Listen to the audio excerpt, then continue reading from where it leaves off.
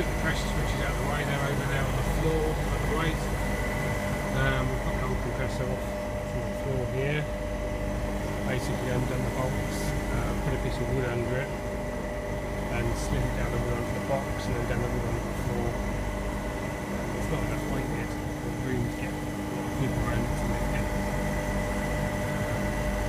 So I'll get these bolts out of the way, and I've got this valley channel left over from an old evaporator. I'm going to bolt that on there and that'll sit the new compressor on top of that. If that's no good, I've got some unistrut, but I thought that would be a bit good enough. I'll repipe it, change the dryer, pressure switches back on and read all the electrics. Got my compressor mounted on these bits of alley channel. I don't know if I said, but they were the mounting brackets off an evaporator I scrapped a while back. I just hung on to them because they seemed like they might come in useful. Nice thick bit of aluminium, 3mm thick or something. And the steel parts of that framework come into here and here, so there's not, you know, it's going to be pretty strong enough as well. So I've got that bolted on there. So I'm going to lift that up and slide it about so the where the valve comes on, bolts on, it's going to stick up and line up easily where our suction line comes down. We might have to cut that up there, bend on it, just look at that slightly differently. Got the new suction line in. I'm going to run it and see how noisy it is. If it is a bit too noisy, we'll put a vibration eliminator in here.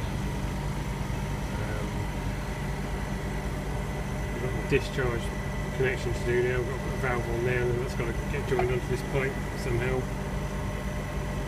So we put the valve on there and see what looks obvious, and then we've got to change the dryer and back it out. See how it goes. It's been on pressure test. I put well, it had the right amount of gas in it when we covered it all, so we don't think it's leaking. And we've had it on pressure test with nitrogen for a day, well, over the weekend. So it's only these joints that we've done today that we're concerned with. Anyway, put that valve on there and see what it looks like. When I line these up for pipe work, I leave the rubber bungs in so the compressor's still kept nice and clean. And you can screw the valve on and just do it up hand tight. It's only going to go in a couple of millimetres more, I would think, maximum, so it don't make a great deal of difference to your pipe work.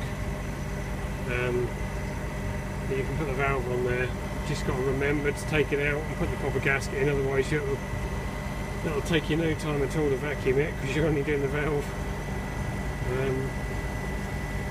I have seen that done on a different unit. It was on one of these semi-hermetics. Somebody changed the valve and they left the rubber plug in the valve. They run it up and the thing went off on the head pressure, and they had no pressure here.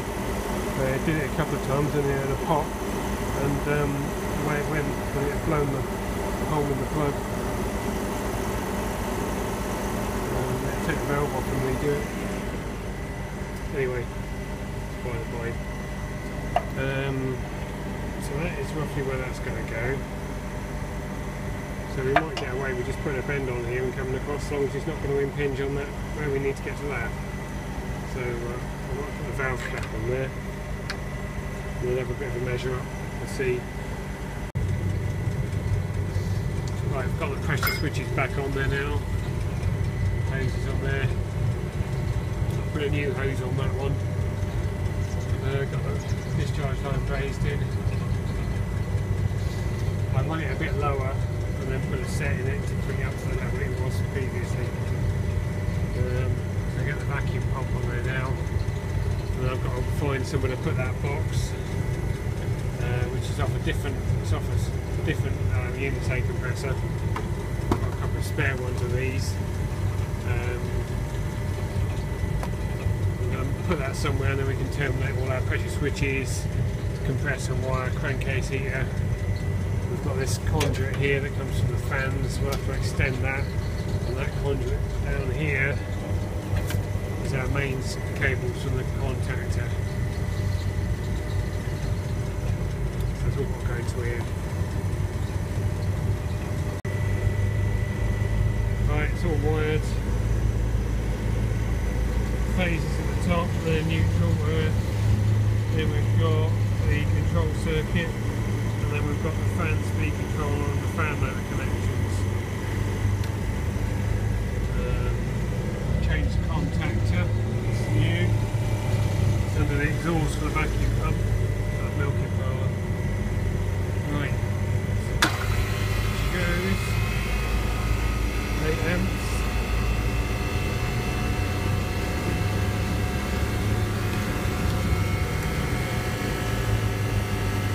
6.3, 7.5, 7.3. Maybe the voltages are a bit imbalanced.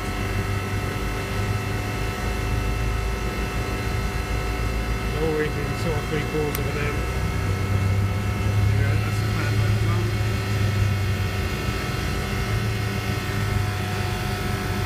Right. New wire.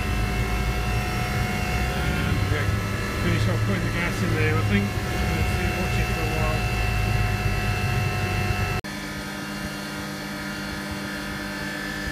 Right, there we go. It's been running